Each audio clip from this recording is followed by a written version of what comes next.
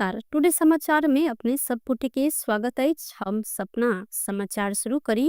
धनुषा धाम में आए से 1 महीने मकर मेला शुरू भेल। मुख्य प्रशंसा धनुषा के प्रसिद्ध धार्मिक स्थल धनुषा धाम में मंगल दिन से 1 महीने मकर संक्रांति मेला शुरू भेल अछि। माघ महीना दिन लागबला तिला मेला के शुभारंभ मंगल दिन से ही भेल अछि। धनुषा धाम में लागब मकर मेला के व्यवस्थापन धनुषा धाम नगर पालिका तथा मंदिर व्यवस्थापन समिति करैत आलै। धनुषा धाम के मकर मेला देख लेल नेपाल के विभिन्न जिला के अतिरिक्त भारत के विभिन्न प्रदेश समेत बड़का संख्या में श्रद्धालु भक्तजन सब एतऽ अवैसन। त्रेता युग में राजर्षि जनक के प्रतिज्ञा अनुसार भगवान श्री राम भगवान शिव के पिनाक धनुष के 3 भाग में तोड़ने छलैन।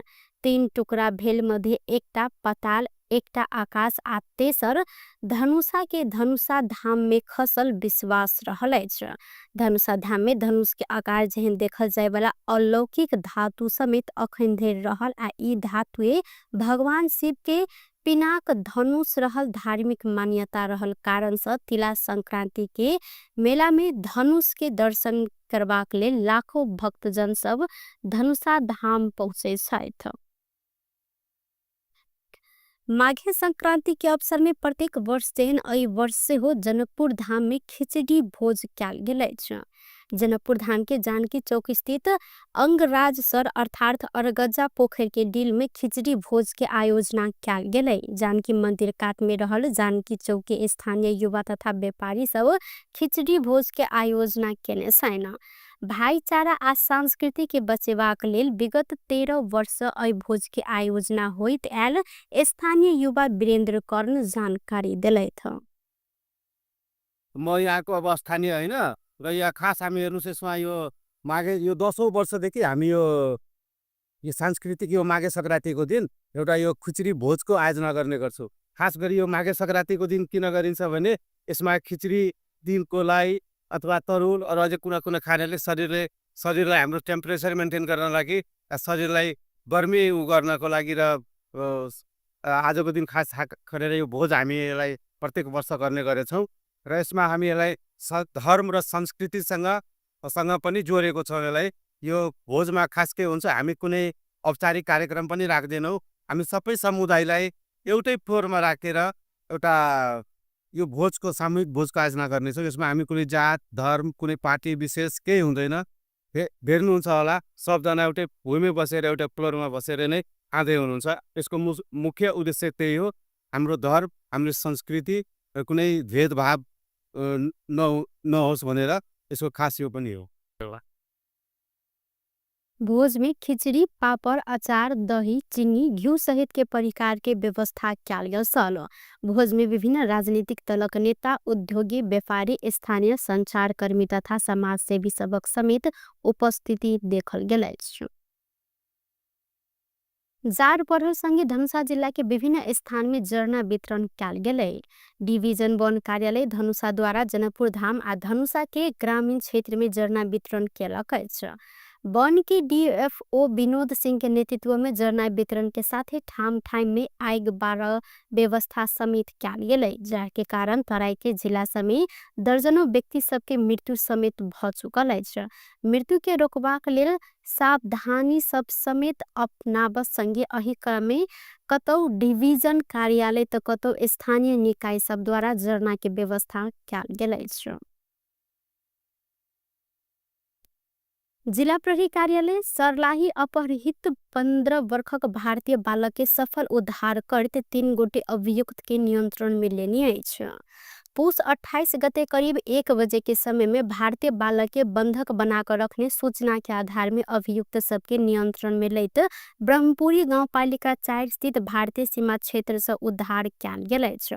अपहरण के घटना नेपाल भारत सीमावर्ती क्षेत्र से भ रहल सूचना प्राप्त भेलाक बाद जिला प्रहरी कार्यालय सर्लाही के टोली विशेष निगरानी करैत बालक के सकुशल उद्धार केने अछि।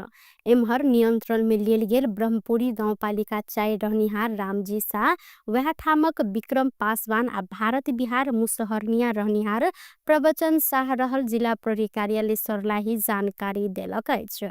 ई सब गोटे रखने कटुआ पिस्तौल 1 थान, गोली 2टा, धैर्यगर हथियार चक्कू 1टा, मोबाइल आ मोटरसाइकिल समेत बरामद कयल गेल अछि।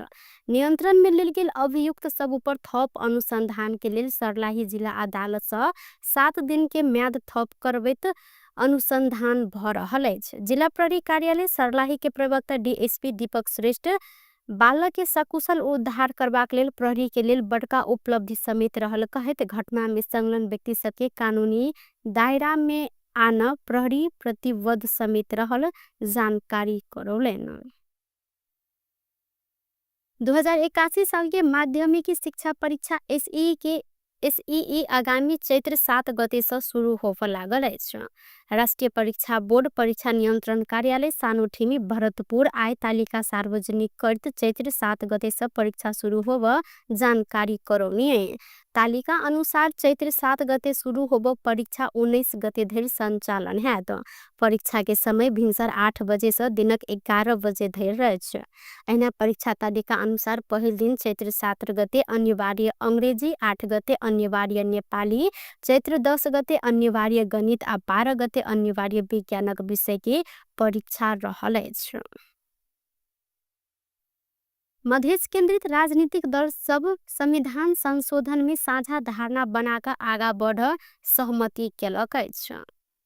मंगल दिन काठमांडू में बैसल मधेश केंद्रित राजनीतिक दल सबके कार्यदल स्तरीय बैसार से संविधान संशोधन में मधेश के मुद्दा के सशक्त रूप में संबोधन कर परत वह साझा धारणा बनाकर आगा बढ़ सहमति कयल गेल अछि। दुदलीय प्रणाली में ल जाई थ्रेशहोल्ड लगायत के विषय देश के राजनीति के असर पार काज केला से साझा ढंग से आगा बढ़ सहमति समेत भेल जनता प्रगतिशील पार्टी के अध्यक्ष हृदय त्रिपाठी जानकारी दिलैन। ओ मधेश केंद्रित राजनीतिक दल सब आब मोर्चा बनाकर आगा बढ़ संगे आगामी बैसार में साझा एजेंडा तैयार हैत जानकारी देने छन। विभिन्न कारणवश मधेश केंद्रित दल सब विभाजित भेला से आब सहकार्य कर प्रणय कयल गेल संगे वार्ता समिति के सक्रिय बनाकर आगा बढ़ हिनकर कहब रहल अछि। प्रण का साथ अहिले जम्मा भइरहेका छन् र प्रत्येक राजनीतिक दलले वार्ता समितिहरू बनाइसकेको छ र आजको बैठक मूलत प्रारम्भिक रूपले त्यही वार्ता समितिकै समितिको बैठक हो। आज प्रारम्भिक बैठक मात्रै भयो र यसलाई चाहिँ निरन्तरता दिने हामी बुझ्नु सम्मति भयो र आगामी बैठकमा चाहिँ हामी केही एजेन्डाहरू साझा एजेन्डाहरू तयार गर्छौँ। त साझा एजेन्डामा हामी सहकार्य गर्ने प्रणका साथ आगामी बढ्छौँ। थ्रेसहोल्डको कुरो होला, दुई दलीय प्रणालीमा लैजाने भन्ने कुराहरू पनि होलान्। त्यो समग्र देशको राजनीतिलाई नै असर गर्ने कामहरू भइरहेका छन्। त्यसमा त हाम्रो विचार साझा विचार आइ नै हाल्छ र अब त्यो त्यसमा हामी छलफल गर्नै बाँकी छ। उहाँहरूको खबर आएको थियो तपाईँहरू फेरि यसलाई चाहिँ अन्यथा के नलिनुहोस् भने उहाँ यसबाट चाहिँ सहभागी नहुने अथवा बहिष्कार गर्ने होइन। उहाँहरूको खबर आएको थियो जो एकजना मुख्य मान्छे देश पहिले भनौँ काठमाडौँ बाहिर जानुभएको छ र अर्को जसलाई जिम्मा दिनुभएको थियो उहाँले पनि फोन गरेर हाम्रो वरिष्ठ उपाध्यक्षलाई डाक्टर शिवजी यादवले भन्नुभयो अर्को बैठकमा आज यो माघीले गर्दाखेरि मकर सङ्क्रान्ति गर्दाखेरि ठाउँ ठाउँमा प्रोग्राम भएको हुनाले पनि आउनु नसके मात्रै हो। तर त्यो पार्टीले जसलाई जिम्मा दिन्छ उही मात्रै आउने हो, जो पनि आउन त मिलेन त्यहाँ। त्यसले गर्दा तर उहाँहरू सँगै हुनुहुन्छ। बैसार में जनता प्रगतिशील पार्टी लगायत राष्ट्रिय मुक्ति पार्टी नेपाल, जनता समाजवादी पार्टी, जनमत पार्टी, लोकतांत्रिक समाजवादी पार्टी के नेता स्वतंत्र सांसद अम्बेश कुमार सिंह लगायत सहभागी छन्। उपेन्द्र यादव नेतृत्व के जसपा नेपाल समेत बैसार में बजायल गेलो पर कार्य व्यस्तता के कारण उपस्थित होब नहीं सकल आ दोसर बैसार में सहभागी होब जवाफ आयल त्रिपाठी जानकारी करौलैथ। परराष्ट्र मंत्री आरजू राणा देवा हमास के नियंत्रण में रहल बिपिन जोशी के रिहाई के लिए कतार संग अपील केने छन्। परराष्ट्र मन्त्री राणा मंगलदिन भिन्सर कतार के विदेश राज्य मन्त्री मोहम्मद बिन अब्दुल अजीज अल खुलाइफीसँग फोन वार्ता केलिन्। मन्त्री खुलाइफी कतार सरकार के दिश से हमास संघ के शान्ति वार्ता के लेल प्रमुख वार्ताकार एवं मध्यस्थकर्ता समेत रहलैछ। खुलाइफी संघ के बातचीत में राणा हमास नियंत्रण में रहल विपिन के रिहाई के लिए विशेष पहल क देव आग्रह केली था। खुलाफी हमास के इजराइल संग युद्ध विराम में आने विषय सकारात्मक रूप में आगा बढ़ल जानकारी करबैत हमास सबके अपहरण में रहल सबके मुक्ति के लिए कतार सरकार पहल कर रहल जानकारी दिलैन। नेपाली युवा विपिन के रिहाई के लिए अपील करब बात समेत अपने सब प्राथमिकता में रखने कहे तो पहिल चरण में हिनकर सबके किछ बंदी रिहा कर सूचना देला सा सकल धैर्य पहिल चरण में वा संभव नहीं भेल त बाकी के रिहाई के क्रम में विपिन अपहरण मुक्त हैत अपने विश्वस्त रहल कतारी विदेश राज्य मंत्री खुलाइफी जानकारी करौने साइन। ऐसा पहले परराष्ट्र मंत्री राणा इजिप्ट सरकार के समेत विपिन के रिहाई में सहयोग क देव आग्रह केने छलिन। इजिप्ट सरकार समेत हमास के संपर्क में रहकर युद्ध विराम के लिए पहल कर रहल अछि। राष्ट्रपति रामचंद्र पौडेल राष्ट्रीय हित के मूल उद्देश्य पूरा करबाक लेल एकजुट भ क आगा बढ़ परत आह्वान केलैन। माघी पावन 2081 के अवसर में राष्ट्रपति भवन स्थित निवास में आयोजित चियापान कार्यक्रम में राष्ट्रपति पौडेल देशक आगा विद्यमान समस्या सबके मध्यनजर करते राष्ट्रीय हितक लेल मूल उद्देश्य पूरा कर सबके एकजुट भ क आगा बढ़ परत आह्वान केलैन। ओ देश में सुशासन विकास आ शांति में नेपाल आ नेपाली के अभिष्ट रहल धारणा रखले था। ओ संविधान आ संघीय लोकतांत्रिक गणतांत्रिक शासन प्रणाली के मूल लक्ष्य समेत रहल देश में सुशासन विकास आ शांति में रहल जानकारी दिलेन। संघीय चियापान कार्यक्रम में उपराष्ट्रपति रामसहाय प्रसाद यादव, प्रधानमंत्री केपी शर्मा ओली, प्रतिनिधि सभा के सभामुख देवराज घिम्रे, राष्ट्रीय सभा अध्यक्ष नारायण प्रसाद दाहाल, पूर्व उपराष्ट्रपति, विभिन्न राजनीतिक दल के शीर्ष नेता लगायतक उपस्थिति रहल छन्। टुडे समाचार में अब अंतर्राष्ट्रीय संबंधी समाचार।